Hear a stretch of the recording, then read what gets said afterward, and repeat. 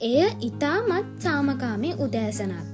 ලස්සන ගොවිපළක ගවරංචුවක් නිදහසේ තනබුදිමින් සිටියා. නමුත් හදිස්සියේම සියල්ල වෙනස් වුණා. ගොවිපළේ මහා ගින්නක් හටගත්තා. ගවයන් සියලු දෙනා දුවන්නට පටන් ගත්තා.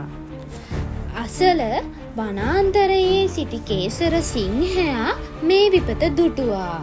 ඔහුට අවශ්‍ය වුණා ගවයන්ව බේරා ගන්න. සිංහයා වහාම ක්‍රියාත්මක වුණා.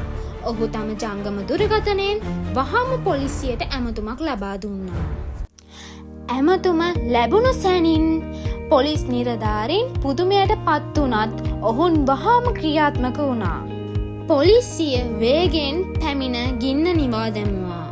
ගොවිපළේ විපත වැළකුණා. දැන් ගොවිපළ ආරක්ෂිතයි. සිංහයාගේ බුද්ධිමත්කම නිසා ගොවියාත් ගවයනුත් බේරුණා.